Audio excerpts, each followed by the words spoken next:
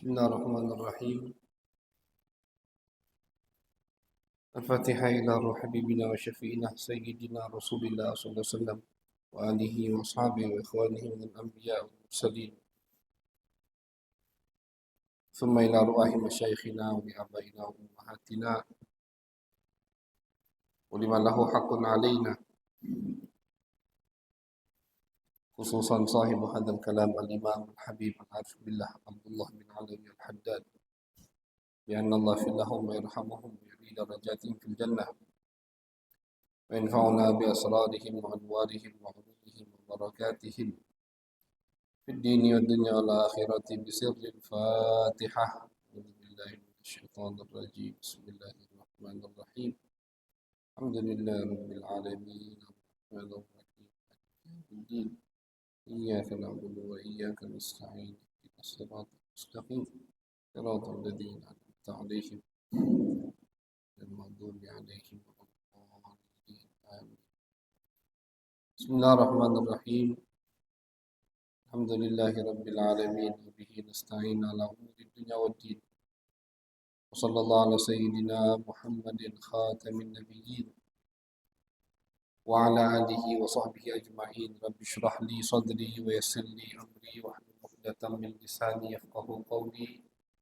سبحانك لا علم لنا إلا ما علمتنا إنك أنت العليم الحكيم. أما بعد، قال الإمام الحبيب العارف بالله العالم العلامة الحبيب عبد الله بن علوي الحداد رحمه الله ونفعنا به بعلومه وبعلوم مشايخنا وبعلوم سائر الصالحين في الدارين آمين. إلى أن قال: وتكلم يوما في أهل الزمان وأكثر ثم قال: إن شهود الزمان فسقط وكذا قضاته وعدوله وإنما تقبل فتاويهم وشهاداتهم للضرورة. وإذا تأملت حال العباد فيهم فضلا عن غيرهم تراهم في كل مباح من أكل ونوم ونحو ذلك في غفلة. أين الآداب؟ أين الأذكار الواردة في هذه الأشياء؟ هيهات، ذهب الدين ولم يبق منه إلا الرسول. الحمد لله. Puji syukur kehadiran Allah Subhanahu wa taala. Salawat dan salam kita haturkan kepada baginda besar Nabi Agung Nabi besar Muhammad sallallahu alaihi wasallam. Alhamdulillah, ma'asyiral hadirin yang dirahmati oleh Allah Subhanahu wa taala. Alhamdulillah, malam hari yang berkah ini kita masih dikumpulkan oleh Allah untuk melanjutkan daripada kajian pembacaan nasihat daripada seorang arif billah, orang yang dekat dengan Allah Subhanahu wa taala, yaitu beliau adalah Al-Habib Abdullah bin Alawi Al-Haddad.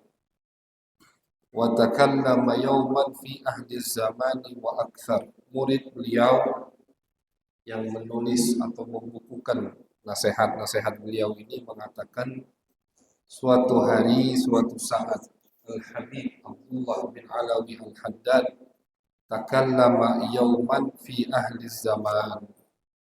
Beliau mengomentari zaman beliau.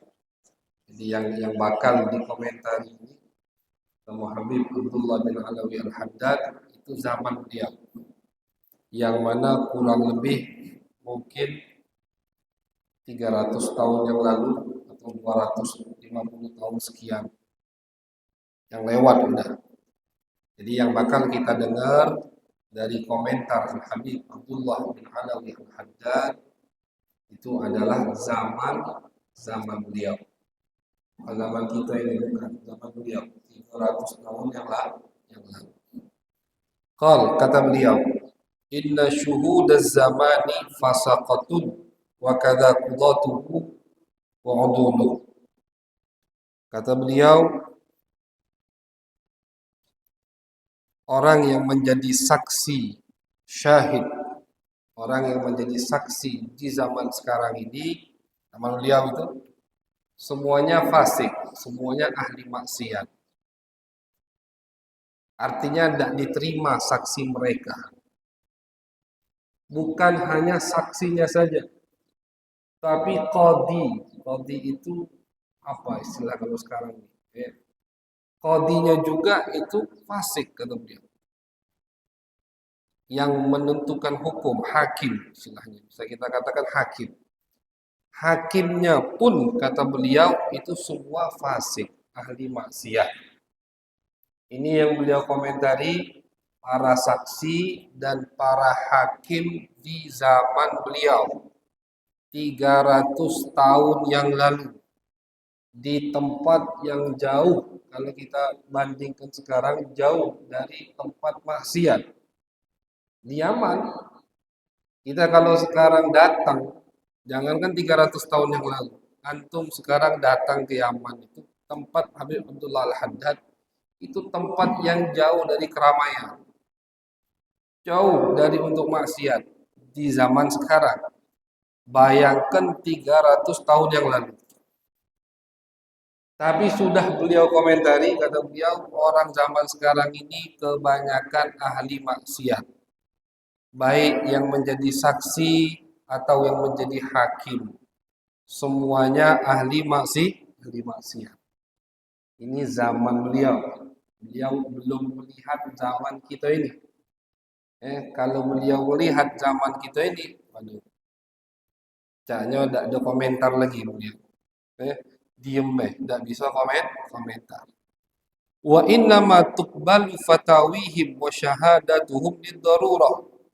Kata beliau fatwa-fatwa mereka, ya, karena qadhi itu juga berfatwa. Qadhi, hakim di zaman dulu itu berfatwa. Mereka punya hak untuk mengatakan ini boleh, ini tidak boleh. Nah kata Habib Abdullah Al-Haddad, fatwa-fatwa mereka itu diterima pun karena darurah. Darurah itu karena kepepet.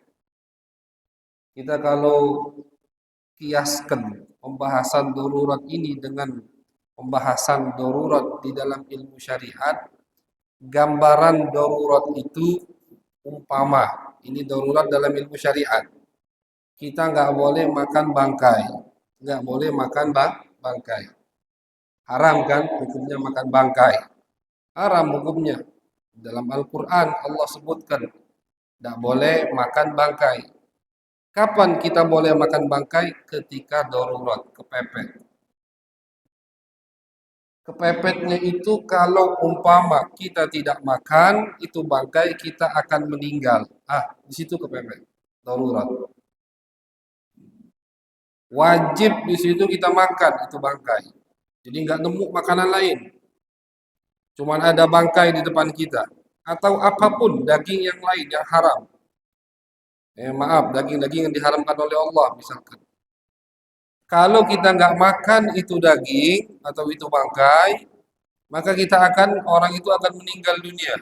Di situ wajib dia makan bangkai tersebut. Itu darurat. Darurat. Bahasa Indonesia darurat. Bahasa Arabnya darurah, kepepet. Wajib hukumnya makan itu bangkai. Tapi ada batasannya. Bukan boleh, berarti wajib, kata Allah, makan bangkai ini. Nggak taunya nyicip, masih lemak misalkan. Dimakan sampai kenyang, nggak boleh.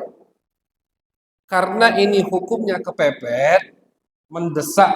Kalau dia tidak makan, dia akan meninggal, maka boleh dia makan. Atau wajib dia makan bangkai tersebut atau daging yang diharamkan tadi, hanya sekiranya dia tidak meninggal. Jadi bukan tidak boleh sampai kenyang. Kan ini kepepet. Boleh makan ini sampai kenyang. Udah kenyang dibungkus pula bawa balik. Tidak boleh. Itu hukum darurat, hukum kepepet. Jadi boleh dia makan bangkai itu sampai sekiranya dia tidak meninggal. Karena kelaparan. Sudah misalkan 3 suap. Masih lapar, cuman tidak meninggal. Cukup, tidak boleh lagi dilanjutkan. Jadi tidak boleh sampai ke kenyang. Al-Habib Abdullah bin Alawi Al-Haddad, beliau mengumpamakan orang-orang di zaman beliau yang bersaksi, baik pun hakimnya yang menjadi hakim, itu hukumnya diterima hukum darurat karena nggak ada lagi, kata beliau. Karena tidak ada lagi. Ini 300 tahun yang lalu. Hukumnya hukum kepepet. Bukan memang asli kesaksian mereka diterima, bukan memang asli fatwa atau hukum yang mereka ketuk itu patut wajib diterima, tapi karena tidak ada lagi yang menjadi saksi dan tidak ada lagi yang menjadi hakim, akhirnya mereka diterima, kata beliau. Darurat hukumnya. Ini menunjukkan saking seramnya atau saking banyaknya maksiat yang digambarkan oleh beliau. Wa idza ta'ammalta halal ubad fihim fadlan an ghairihim tarahum fi kulli mubahin fi ghaflatin. Kata beliau, kalau kalian perhatikan ahwal keseharian al-ubad, orang yang banyak ibadah saja, itu kata beliau mereka kebanyakan masih di dalam ghaflah, lalai dari Allah Subhanahu wa taala. Jadi yang dikomentari oleh Habib Abdullah Al-Haddad ini yang menjadi saksi, hakimnya dan yang ahli ibadah. Yang beliau komentari ini bukan orang yang maksiat di pasar atau terang-terangan dengan maksiat, tidak. Yang beliau komentari ini yang ahli ibadahnya pun, kata beliau, itu kebanyakan dalam keadaan lalai dari Allah Subhanahu wa taala. Waduh, ini kalau beliau hidup di tahun 2025, semua kena sama beliau. Ini di tahun 300 tahun yang lalu saja beliau sudah mengatakan yang ahli ibadah pun, kata beliau, kebanyakan sekarang dalam keadaan lalai dari Allah Subhanahu wa taala. Tentunya masyaallah hadirin, jika kita baca nasihat seperti ini bukan bikin kita down, bukan waduh. Kalau 300 tahun yang lalu baca itu, cak mana kami sekarang, ya sudahlah, tidak usah beribadah. Tidak. Tentunya nasihat beliau ini ingin memotivasi kita agar kita ini giat dalam beribadah, agar kita fokus dalam beribadah, dan yang terlebih penting dari situ agar kita tidak sombong dalam amalan yang kita lakukan di setiap harinya. Jangan sombong. Jadi itu yang ingin beliau sampaikan juga, bahwasanya ibadah kita ini banyak main-main masih. Ketika kita ngerasa kita rajin ke masjid, kita ngerasa kita rajin baca Al-Quran, kita merasa kita udah rajin bersedekah misalkan. Lihat ibadah-ibadah orang-orang yang lebih terdahulu. Lihat ibadahnya para sahabat Nabi Muhammad SAW. Bagaimana ibadahnya mereka. Lihat ibadahnya para tabi'in. Ada yang diriwayatkan Masruq ini muridnya Abdullah bin Mas'ud. Itu diriwayatkan salat di malam hari hatta tawarramat qadamah, sampai kakinya itu bengkak. Salat di malam hari saking lamanya berdiri itu kakinya sampai bengkak. Kakinya sampai bengkak. Saking lamanya berdiri. Sampai-sampai istrinya menangis melihat suaminya begitu dalam beribadah kepada Allah Subhanahu wa taala. Dan ini beliau meniru, mencontoh Nabi besar Muhammad sallallahu alaihi wasallam. Sayyidah Aisyah mengatakan Nabi itu kalau sholat malam kadang kakinya sampai bengkak. Saking lamanya berdiri di dalam sholat. Nabi kalau sholat tidak pernah lebih dari 13 rakaat. Itu riwayat Sayyidah Aisyah. Tidak pernah Nabi sholat lebih dari 13 rakaat. Cuman satu rakaatnya itu kadang yang dibaca sama Nabi surat Al-Baqarah. Satu rakaat. Jadi 13 rakaatnya itu bukan kilat sholatnya. 13 rakaat Nabi di malam hari, satu rakaatnya itu pernah Nabi baca surat Al-Baqarah. Rakaat kedua surat Al-Imran. Jadi lama. Al-Baqarah itu Pak 2 juz lebih sedikit. 23 lembar. 23 lembar satu rakaat. Jadi karena beliau lama berdirinya, kakinya sampai bengkak. Itu ibadahnya Nabi besar Muhammad SAW. Sayyidah Aisyah kasihan melihat Nabi, sehingga Sayyidah Aisyah mengatakan, ya Rasulullah, kenapa kamu beribadah sampai begitunya, sedangkan dosamu sudah diampuni oleh Allah Subhanahu wa taala. Kalaupun kamu ada dosa, dosanya sudah diampuni oleh Allah. Apa jawab Nabi? Afala akunu abdan syakura. Aku beribadah ini bukan hanya untuk dosa diampuni, tapi beribadah kepada Allah untuk menunjukkan bahwasannya aku hamba yang pandai bersyukur kepada Allah Subhanahu wa taala. Jadi ibadahnya Nabi bukan untuk dosa, bukan untuk pahala, tapi ibadahnya Nabi karena ingin menjadi hamba yang bersyukur kepada Allah Subhanahu wa taala. Dan begitulah ibadah-ibadah para pengikut Nabi besar Muhammad sallallahu alaihi wasallam dari sahabat dan tabi'in, tabi'ut tabi'in. Nah, jadi termasuk faedah daripada kita mendengar cerita-cerita ibadah orang-orang terdahulu yang lebih mendahului kita, agar kita merasa tidak sombong, bahwasanya ibadah kita ini belum seberapa jika dibandingkan dengan ibadah umat-umat terdahulu. Belum seberapa jika dibandingkan dengan ibadah para sahabat Nabi Muhammad dan tabi'in, tabi'ut tabi'in dan aslafun salihun. Nah, jadi Al-Habib Abdullah bin Alawi Al-Haddad itu beliau ingin menggambarkan zaman beliau. Gitu. Jadi kata beliau, zaman sekarang ini kalau dinisbatkan ke zaman sebelum zaman beliau, maka zaman sekarang ini semuanya ahli maksiat. Begitu. Jadi jangan kita bayangkan, oh berarti di zaman Al-Habib Abdullah Al-Haddad itu orang maksiat semua, para pemabuk semua. Tidak, bukan begitu, masyaallah hadirin. Maksud beliau, ya, zaman beliau itu kalau dibandingkan dengan sebelum zaman beliau, maka orang yang ada di zaman beliau itu seperti orang yang bermaksiat semua. Itu maksudnya. Jadi yang dibandingkan sama beliau zaman. Bukan artinya orang yang hidup di zaman beliau semuanya ahli maksiat. Tentu tidak. Kita kalau buka biografi mereka yang sezaman dengan Al-Habib Abdullah bin Alawi Al-Haddad, itu banyak para aulia, banyak ulama, baik di Yaman atau di Hijaz, Mekah, Madinah, atau di Mesir, atau di Baghdad, atau di Indonesia, sudah banyak ulama. Jadi jangan kita kira, oh Habibullah Haddad mengatakan semua yang hidup di zaman beliau itu ahli maksiat. Tidak, bukan begitu maksudnya. Jadi yang ingin dimaksudkan oleh beliau adalah zaman beliau. Kalau dinisbatkan, dibandingkan dengan zaman sebelum zaman beliau, itu sudah seperti ahli maksiat semua. Begitu juga kita sekarang.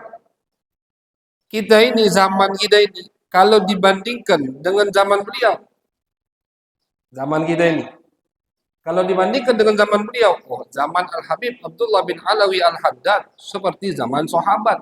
Kalau untuk dibandingkan dengan zaman kita. Zaman kita kalau dibandingkan dengan zaman Al-Habib Abdullah bin Alawi Al-Haddad, tidak bisa dibandingkan.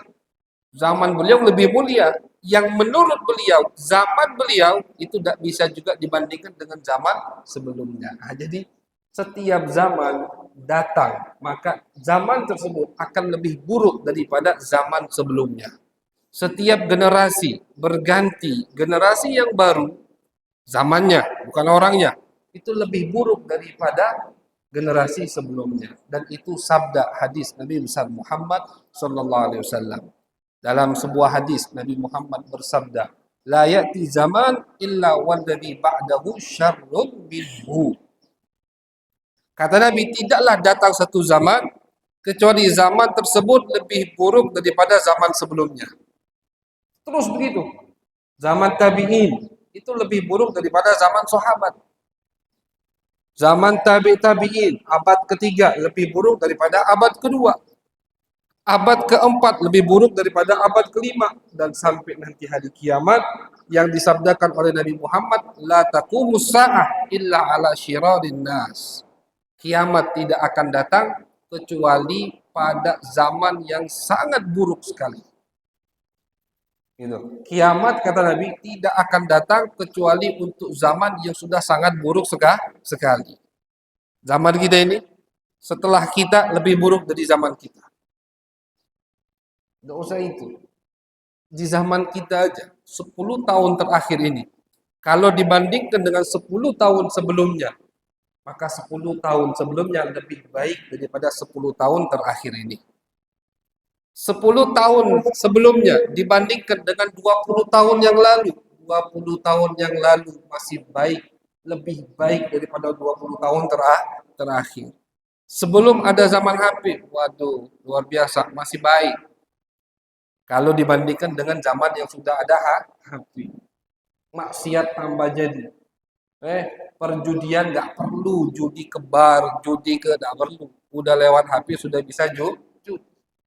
Nggak perlu cari perempuan nakal sampai ke tempat sana, ada aplikasinya. Semua. Jadi makin akhir zaman, maka zaman tersebut makin buruk. Dan itu sabda dari Nabi besar Muhammad sallallahu alaihi wasallam. Nah, jadi yang dikomentari oleh Al Habib Abdullah bin Alawi Al Haddad yaitu adalah zamannya, bukan perorangannya. Kalau perorangannya di zaman beliau, di zaman kita banyak aulia masih, banyak orang-orang soleh, banyak orang-orang yang berkat mereka azab ditahan oleh Allah Subhanahu wa taala. Contoh, para abdal masih ada. Nabi besar Muhammad SAW beliau pernah bersabda, al-abdal fi ummati salasun wali badal. Al-abdal itu satu kedudukan, satu titel untuk wali Allah, untuk kekasih Allah. Dalam hadis Nabi sebutkan 30 orang. Dari zaman sahabat sampai nanti 30 orang. Setiap satu meninggal, Allah gantikan kedudukannya dengan wali yang baru. Jadi 30 ini tidak pernah kosong kursinya. Kursi 30 wali ini tidak pernah kosong. Wali apa? Wali badal namanya. Ini ada dalam hadis. Wali badal. Setiap meninggal satu wali, digantikan wali yang baru. Meninggal, ganti lagi. Bihi tumtarun, wabihi turzakun. Dengan mereka lah, kata Nabi, kalian mendapatkan hujan. Berkat mereka, azab tidak diturunkan oleh Allah. Berkat mereka, rezeki diturunkan oleh Allah Subhanahu wa ta'ala. Nah, ini ada terus. Nah, jadi maksud Al-Habib Abdullah bin Alawi Al-Haddad yaitu adalah zaman, bukan orangnya. Nah, jadi kalau zaman sahabat lebih bagus daripada zaman tabi'in. Zaman abad kedua. Abad kedua lebih bagus daripada abad ketiga sampai seterusnya. Adapun perorangannya itu tentu di zaman sekarang banyak masih orang-orang yang soleh, orang-orang yang dekat dengan Allah Subhanahu wa taala. Itu juga hadis Nabi besar Muhammad sallallahu alaihi wasallam, beliau ngasih tahu kita, beliau memberikan kabar gembira untuk kita. Dalam hadis diriwayatkan oleh Imam Tirmizi dan Imam Nasa'i, ummati kal matar, kata Nabi. Umatku seperti hujan. Awaluha la yudra awaluha khairun am akhiruha. Kata Nabi besar Muhammad sallallahu alaihi wasallam, tidak diketahui mana yang baik. Umatku di abad-abad pertama atau umatku di abad-abad terakhir. Nah, ini yang dimaksudkan oleh Nabi, bukan zaman tapi perorangannya, perindividunya, begitu. Jadi kalau kita mendengar ada ulama, ada habaib, ada kiai yang mengomentari zaman mereka zaman penuh dengan kemaksiatan, itu berarti yang dimaksudkan zamannya, bukan mereka menuduh orang yang hidup di zaman tersebut. Karena itu sabda Nabi Muhammad. Akan tetapi kalau per individunya, perorangannya masih banyak para aulia, masih banyak para ulama. Itu juga sabda dari Nabi besar Muhammad sallallahu alaihi wasallam. Beliau berkata, ummati kal matar. Umatku, kata Nabi, seperti hujan. Al-Imam At-Tibi beliau mengomentari apa maksudnya seperti hujan, bil huda wal ilmi. seperti hujan dalam memberikan hidayat untuk umat manusia dan dalam menyebarkan agama. Tidak habis-habis. Kita kalau lihat ulama ada terus, alhamdulillah. Generasi sekarang ada, sebelumnya ada, nanti juga bakal ada insya Allah. Terus berlanjut. Dan itu sabda janji Nabi besar Muhammad Sallallahu Alaihi Wasallam. Bakal ada terus sampai nanti. Nah, dekat-dekat kiamat ulama hadis. Kayak kata Nabi, bahwasanya Allah Subhanahu Wa Taala ketika ingin mengangkat ilmu bukan orang alim jadi bodoh, tidak. Ustadz ini misalkan biasanya bisa ngartikan kitab, tiba-tiba hilang, nggak bisa, bukan begitu. Tapi kata Nabi, nanti ketika mau datang kiamat, Allah angkat ilmu. Dengan apa Allah mengangkat ilmu? Bukan dengan orang alim jadi tidak alim, orang bisa baca jadi tidak bisa baca, bukan. Tapi kata Nabi, orang ilmu diangkat oleh Allah biqabdil ulama. Dengan ulama diangkat oleh Allah Subhanahu wa Ta'ala. Ulama diangkat sama Allah. Ulama dicabut nyawanya oleh Allah Subhanahu wa Ta'ala hatta idza lam yabqa aliman, sehingga tidak tersisa satu orang alim pun, ittakhadhan nas ru'usan juhala. Akhirnya umat manusia mengangkat pemimpin atau ulama dari orang-orang yang tidak paham agama. Fadallu wa adallu. Mereka yang diangkat sesat dan mereka akan menyesatkan. Itu tanda kiamat. Itu sudah tanda kiamat. Gak ada lagi orang alim yang betul-betul alim. Gak ada. Dicabut sama Allah, diangkat sama Allah Subhanahu wa Ta'ala. Nah, jadi sebelum zaman itu terus ada daripada pewaris Nabi besar Muhammad SAW, para ulama yang melanjutkan dakwah Nabi besar Muhammad sallallahu alaihi wasallam. Jadi kata Nabi, ummati kal matar. Umatku seperti hujan. Umatku seperti hujan. Enggak tahu kita kalau pas hujan turun, kita enggak tahu mana yang menyebabkan tanaman di depan rumah kita yang tumbuh dari hujan tersebut. Mungkin pas yang hujan pertama kali turun atau pas hujan yang terakhir kali, begitulah umat Nabi besar Muhammad sallallahu alaihi wasallam. Tidak bisa diketahui mana yang lebih mulia atau mana yang banyak jasanya untuk umat Nabi besar Muhammad sallallahu alaihi wasallam. Di hadis lain, Nabi besar Muhammad sallallahu alaihi wasallam beliau bersabda, "Abshiru wa abshiru. Innama mathalu ummati mathalul ghaith alladzi la yudra akhiruhu khairun am awwaluhu." Kata Nabi besar Muhammad, Nabi Muhammad memberikan kita kabar gembira. Senanglah kata Nabi, jangan takut. Karena sesungguhnya umatku itu seperti hujan, tidak tahu, tidak diketahui mana yang lebih baik, yang pertama atau yang terakhir. Ini tentunya kata ulama, bukan artinya kita bisa berdalil bahwasanya kita mungkin lebih mulia daripada sahabat Nabi besar Muhammad sallallahu alaihi wasallam. Tentu tidak. Mereka lebih afdal, jelas mereka lebih mulia, tapi maksud dari hadis ini yang ingin disampaikan oleh Nabi besar Muhammad SAW, bergembiralah kata Nabi, wahai umat yang hidup di akhir zaman. Ini Nabi ngasih kabar gembira untuk kita yang hidup di akhir zaman, karena sesungguhnya kata Nabi besar Muhammad SAW, di zaman kalian pun akan ada para ulama pewaris Nabi besar Muhammad sallallahu alaihi wasallam. Jadi kalau dari zaman, maka zaman kita lebih buruk dari zaman sebelum kita. Dan zaman yang akan datang setelah kita itu lebih buruk daripada zaman kita. Tapi kalau dari perorangannya atau per individunya, tidak menutup kemungkinan banyak ulama dan banyak aulia di akhir zaman. Nabi sendiri yang bersabda. Banyak dalam hadis Nabi menyebutkan. Salah satunya, suatu hari Nabi besar Muhammad SAW, beliau berkata kepada sahabat, ayyul khalqi a'jabu ilaikum imanah. Kata Nabi bertanya kepada sahabat, wahai para sahabatku, siapa imannya yang paling hebat menurut kalian? Sahabat berkata, malaikah ya Rasulullah. Iman yang paling hebat adalah iman malaikat. Kata Nabi, wa ma lahum la yu'minun wa hum 'inda rabbihim. Bagaimana mereka tidak beriman? Orang mereka itu selalu istilahnya mendapatkan perintah dari Allah. Mereka musyahadah, mereka tidak ditutup, tidak ada hijab. Tidak heran kalau malaikat penuh dengan rasa iman.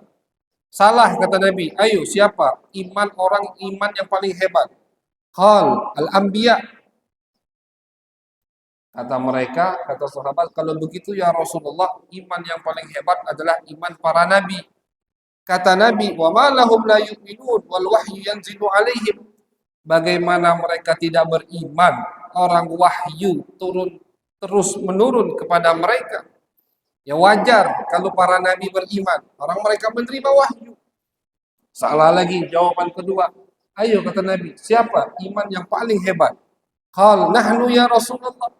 Kalau begitu ya Rasulullah, malaikat salah. Nabi salah. Kalau begitu kami ya Rasulullah, iman yang paling hebat. Apa jawab Nabi Muhammad? Wa ma lakum la tu'minun wa ana baina azhurikum. Bagaimana kalian tidak beriman sedangkan aku ada di depan kalian? Ya wajar. Kamu beriman ya wajar. Melihatku.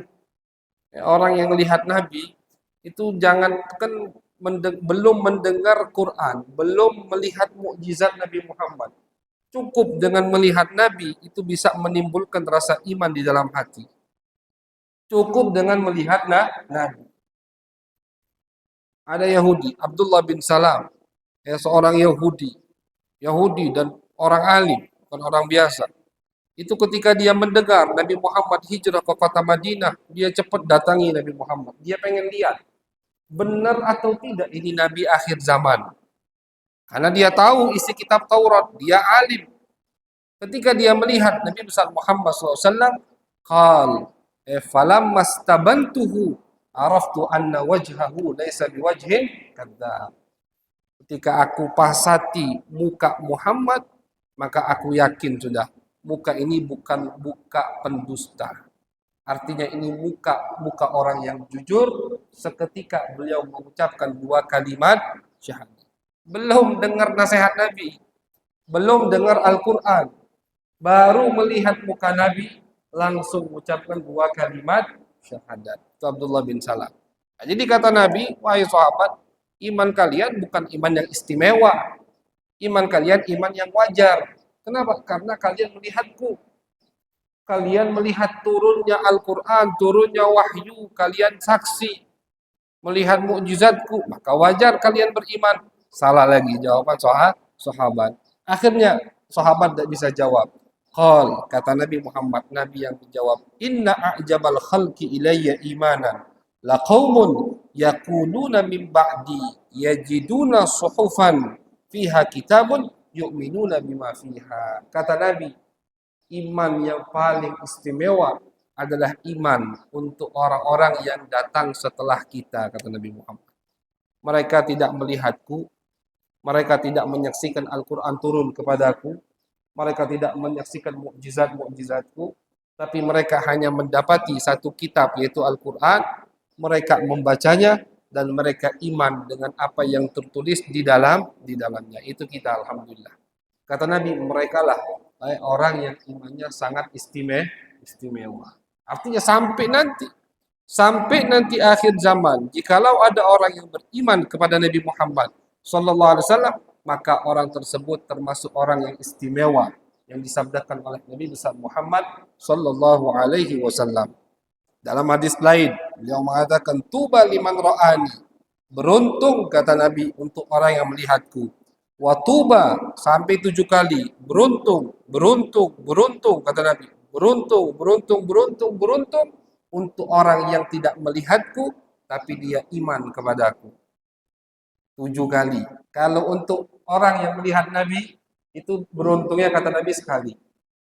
Tapi untuk orang yang tidak ketemu Nabi, tapi dia beriman kepada Nabi Muhammad, tidak ketemu Nabi, cuman baca Al-Quran, dapat ajaran dari gurunya, yakin dengan Nabi, i'tiqad luar biasa kepada Nabi, mengikuti sunnah Nabi Muhammad SAW, cinta luar biasa kepada Nabi, itu beruntungnya kata Nabi sampai 7 kali.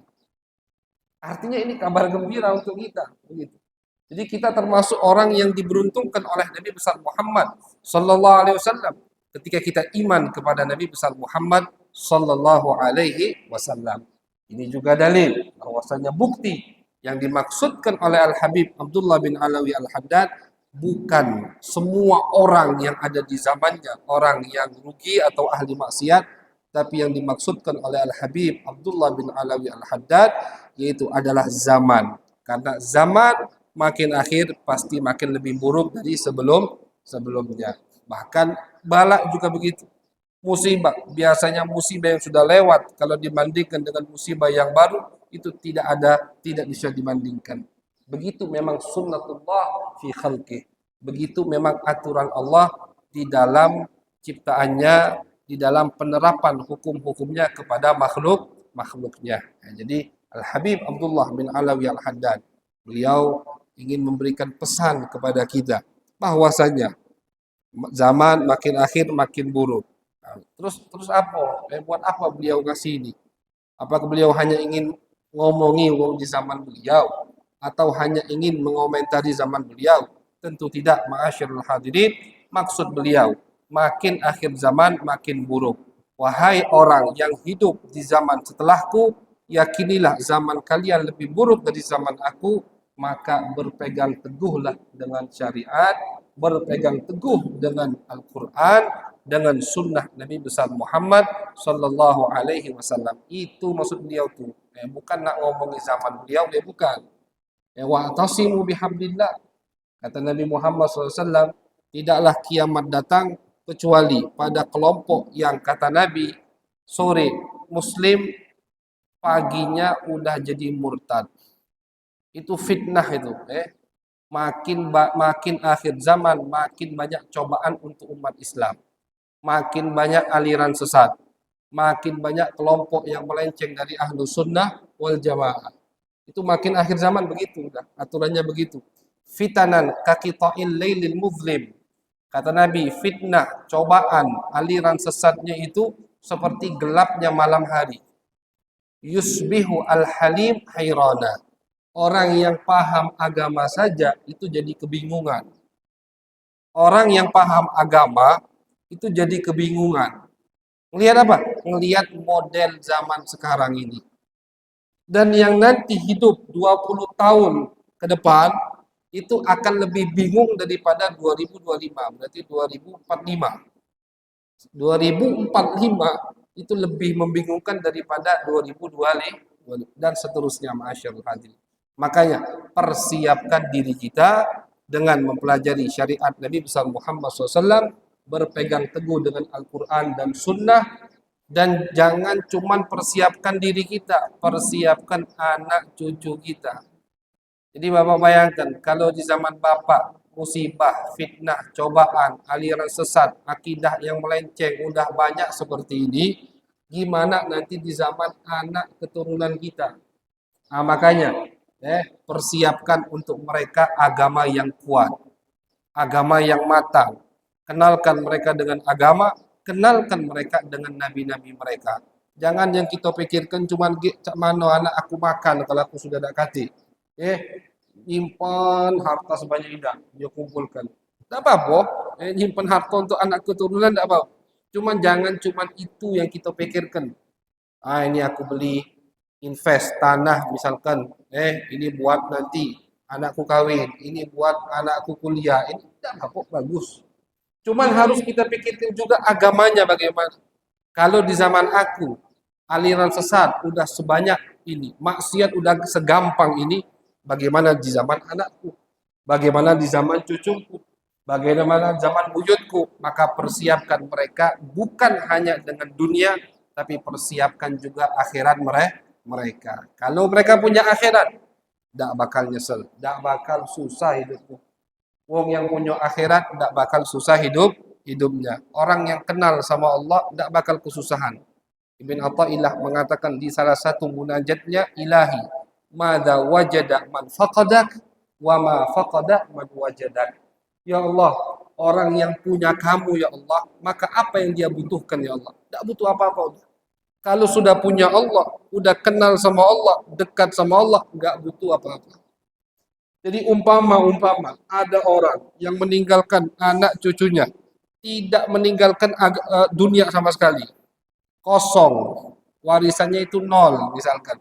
Tapi dia tinggalkan agama untuk mereka, itu sudah luar biasa. Mereka akan menjadi anak yang berbakti untuk kita.